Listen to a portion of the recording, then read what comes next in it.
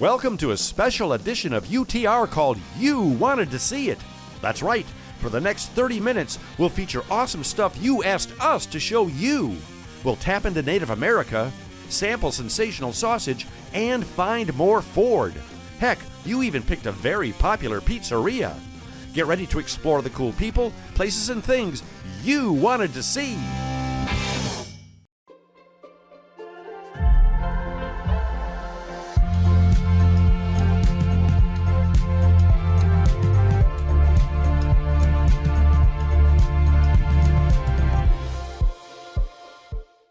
A visit to the Stahl's Auto Collection will take you back to a time when cars were more than just a way to get around. A fantastic assortment of gas pumps, neon signs, and automated music machines dating back 150 years that must be seen and heard. Info at stahlsauto.com.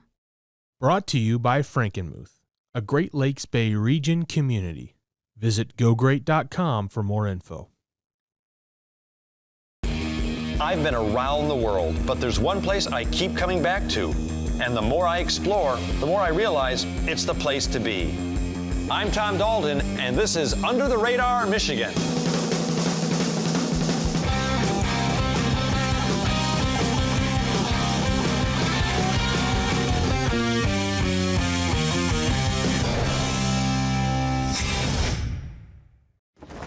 UTR fans!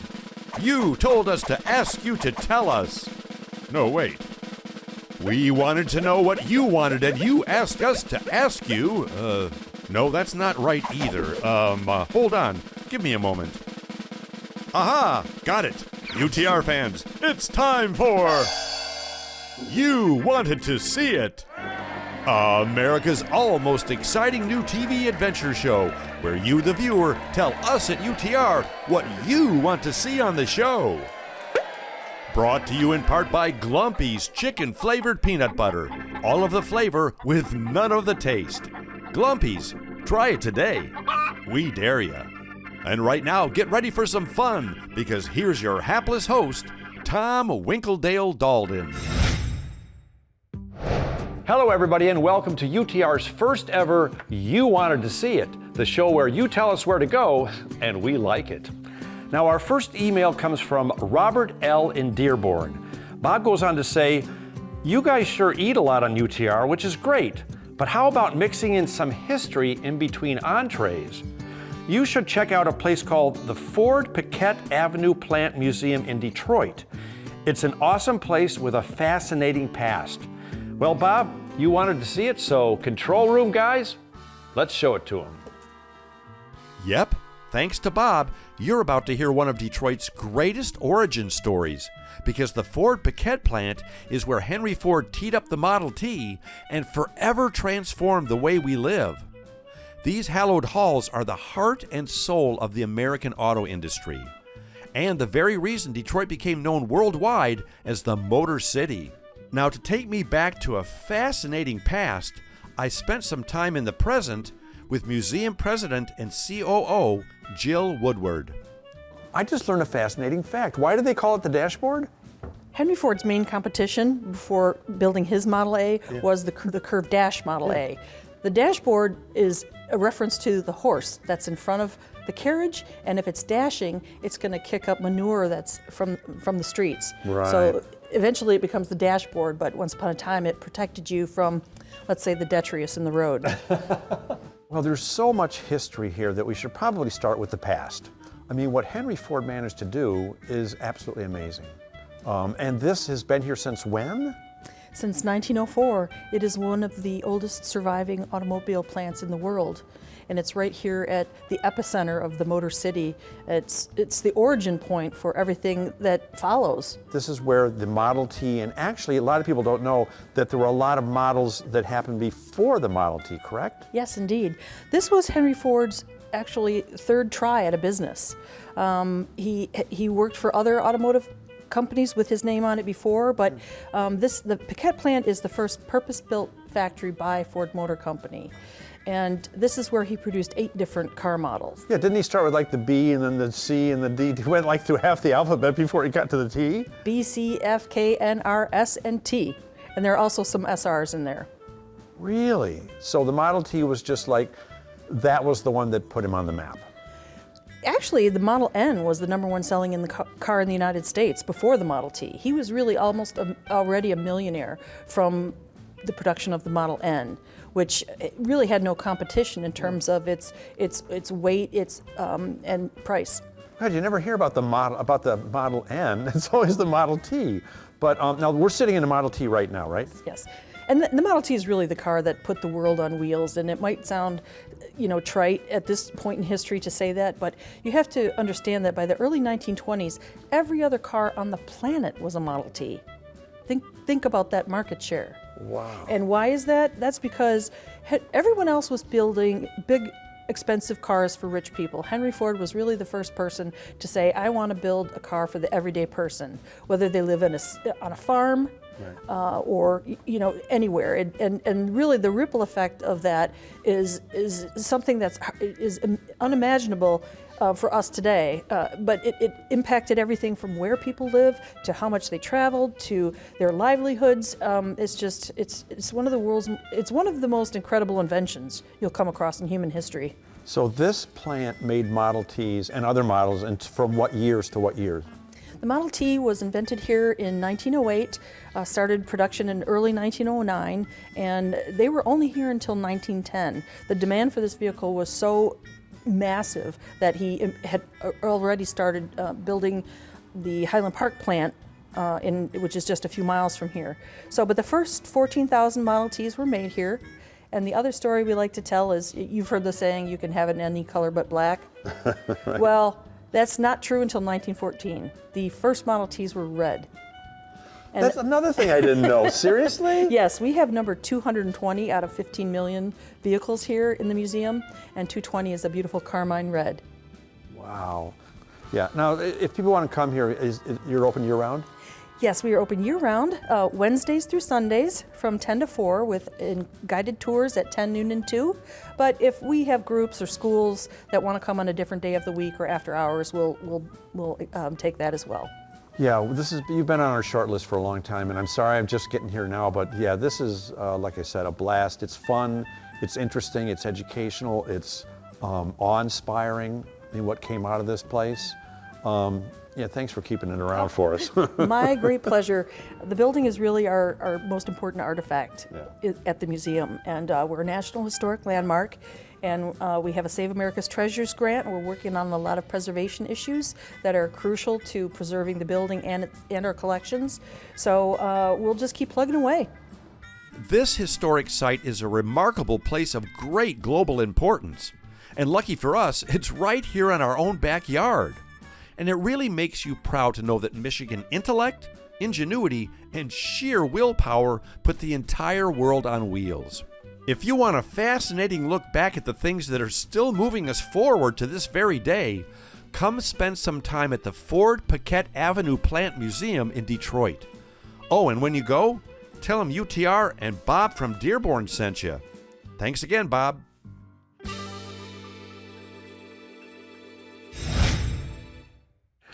Well, now our next email comes from a Laura S. in Rogers City, and she goes on to say, Dear UTR, my husband and I were driving through Alpena this past summer and stopped by a place called Wiki's Sausage Shop. Their sausage selection is incredible and the people are really nice. We haven't even finished the sausages we bought and we're planning a trip back. You should feature this place on your show. Well, Laura, like the title of the show says, you wanted to see it. So take a look. Well, turns out Laura was right.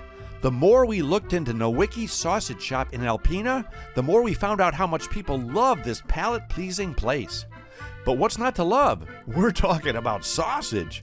Plus, at Wiki's, 5 generations have been developing unique sausage since 1917.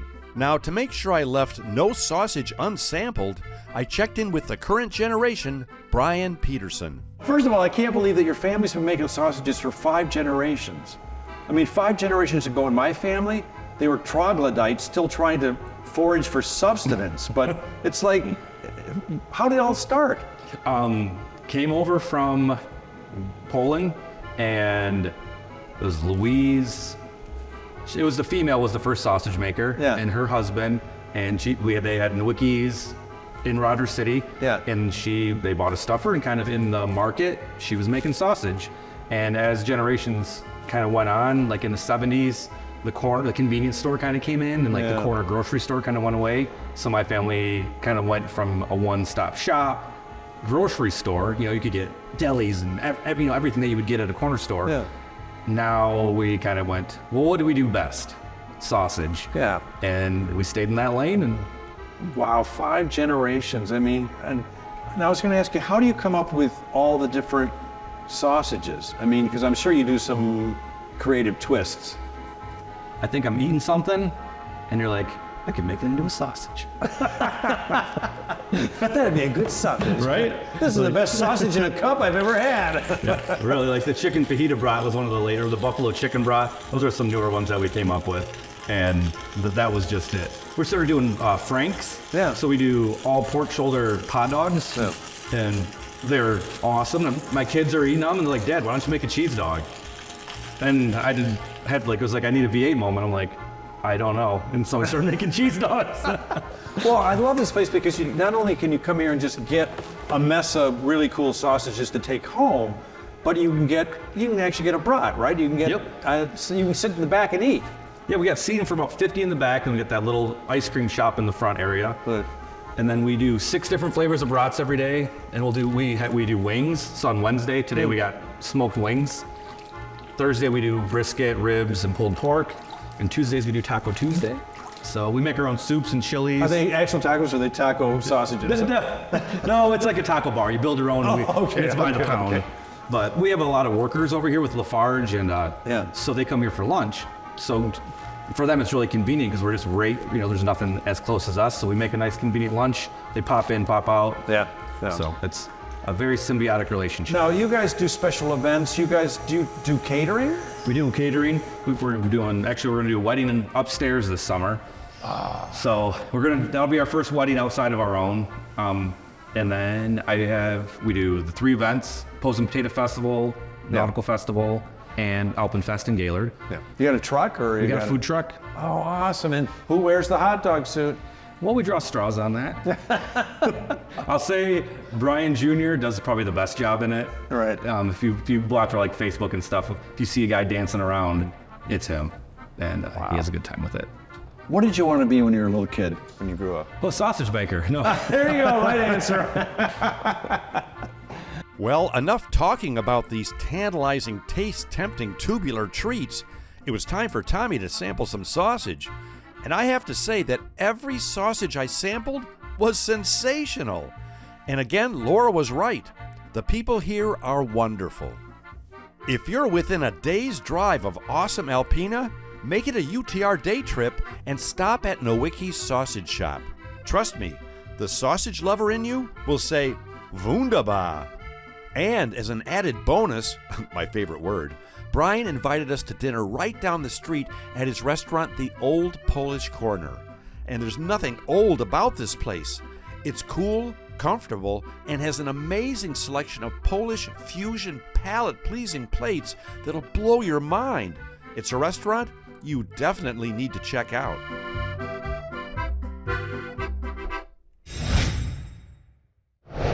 Now, our next email comes from a Maggie G in Lansing, and she gave us a great suggestion.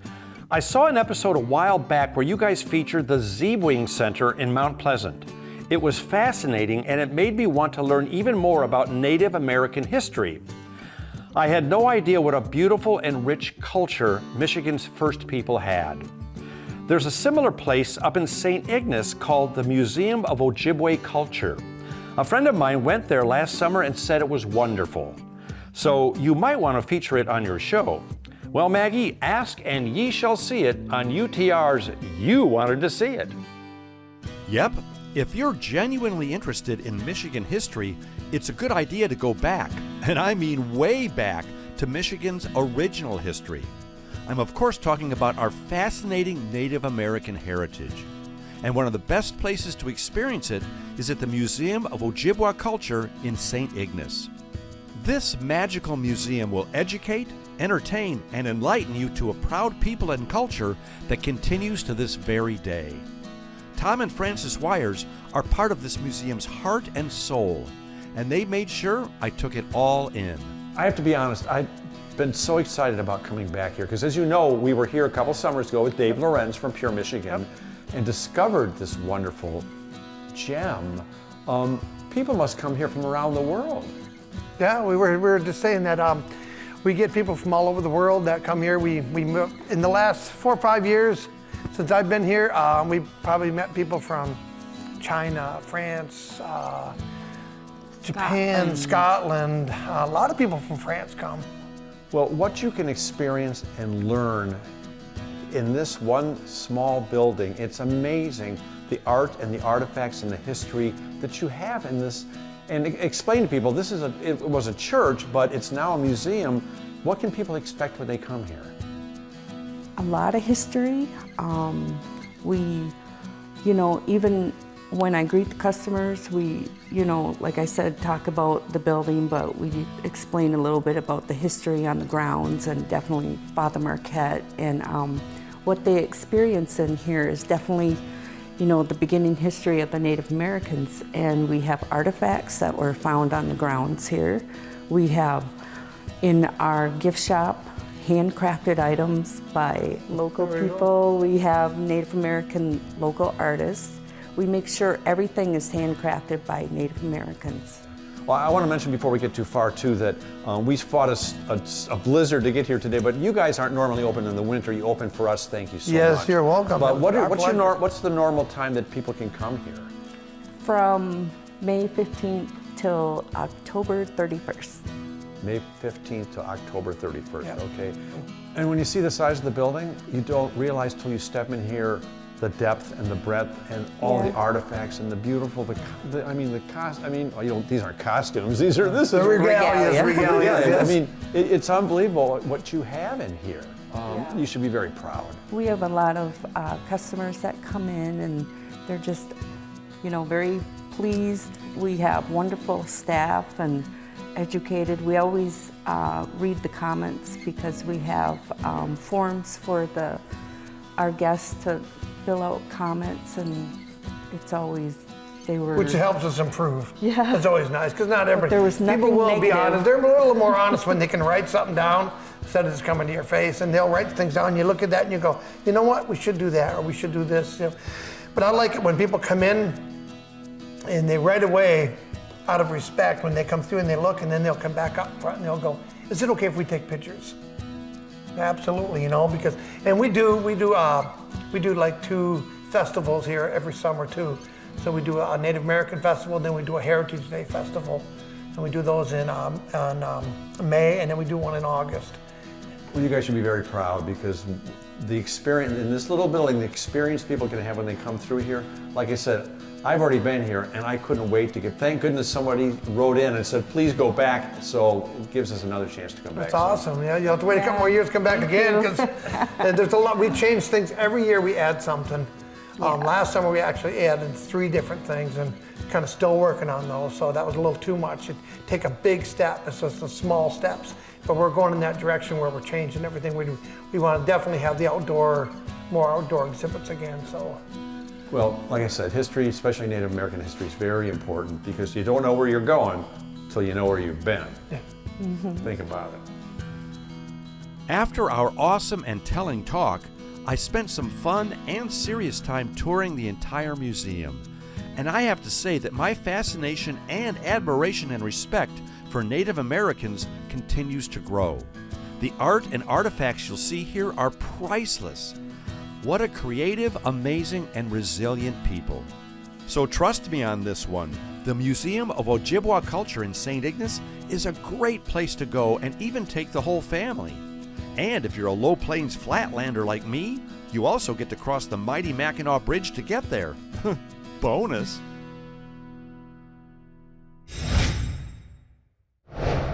Now, our final You Wanted to See It comes from Carl T. in Royal Oak. And Carl had this suggestion for us.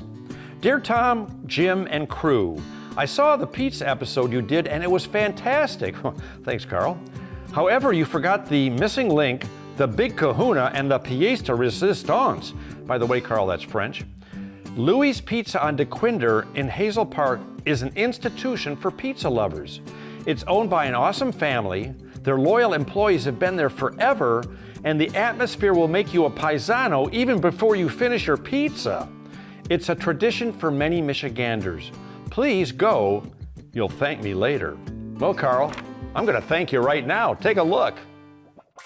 Now, when it comes to the periodic table of pizza, Louis stands as Detroit's most substantial.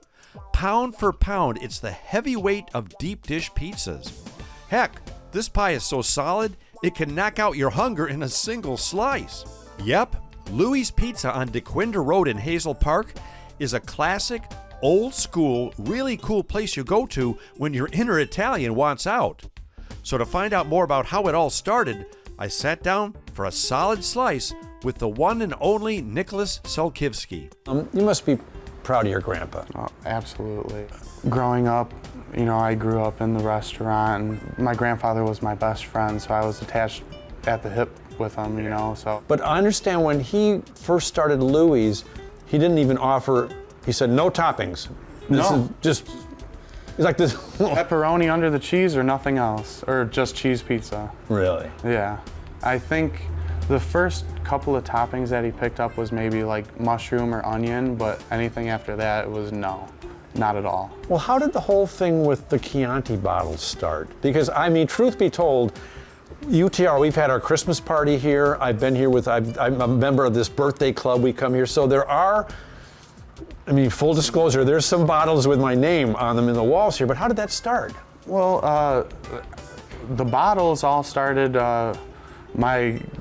this was before me, but my grandfather took the family out to Mexico for vacation and stuff like that. They were at a hotel resort, and they were at one of the restaurants in the resort, and the restaurant kind of did something like this, but with their own spirits or whatever. And my grandpa just thought it was so cool that you write your name, have a memento for the next time you come back, and took it with him to the restaurant with the Chianti bottles. Well, the pizza here is, I've never had a pizza like it before in my life. How do I even say this without making it sound, it's like the heavyweight of pizzas. It's like one piece of Louis' Pizza can almost get you good. Exactly. How do you make it with such a dense molecular structure? How do you do that?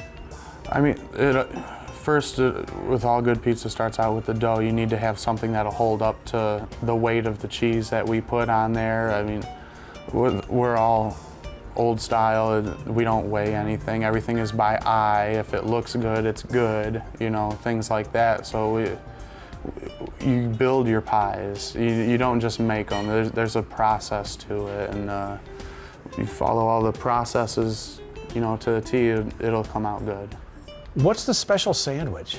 The Louis Special? Yeah, Louis Special. It's actually on the way here, I had to pick some of the meat up because it's that big? Yeah, it's so popular. But so it's a shaved ribeye steak sandwich, and grill it up, and then we cheese, and then our own homemade barbecue sauce, and then we griddle it all up like a toasted sandwich, and it's very popular. Maybe tonight I won't be having. Maybe I'm going to be having that. And we put the meat on it too, so it's kind of like this is your legacy. This is what you were meant to do, is to carry this on. Because you started here as a cook, right? So I would. You're probably still cooking, right? I still cook, Yeah, but I started here at 12 years old, and during summer, and I would do pizza dough. I would do prep. Anything without a knife. So like, well, you're 12. right. Anything without a knife, folding boxes, stretching pizza dough, prepping pizzas for the line and stuff like that, and whatever anybody needed of me, just do whatever to help out, and yeah. Well, as you can tell, Louis is an absolute destination you should drive to. But since I'm already here, I guess it's time to eat. So I napkined up, hunkered down, and dug into some of the best Detroit-style pizza I ever did at. and all in an atmosphere that made me feel like Sophia Loren was my sister.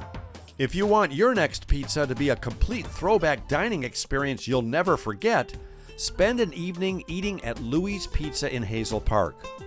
And if there's something you want to see on UTR, send us an email. That way we'll know where you want us to go. Now, if you'll excuse me, I got more pizza to eat. Thanks for watching UTR's You Wanted to See It, brought to you in part by Glumpy's Chicken-Flavored Peanut Butter, made with real Michigan peanuts. Cluck up your next sandwich with Glumpy's.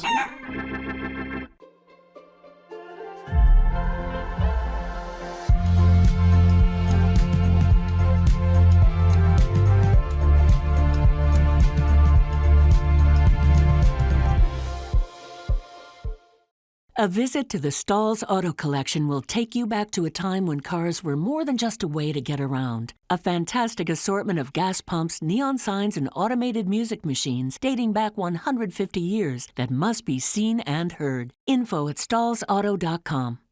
Brought to you by Frankenmuth, a Great Lakes Bay region community. Visit gogreat.com for more info.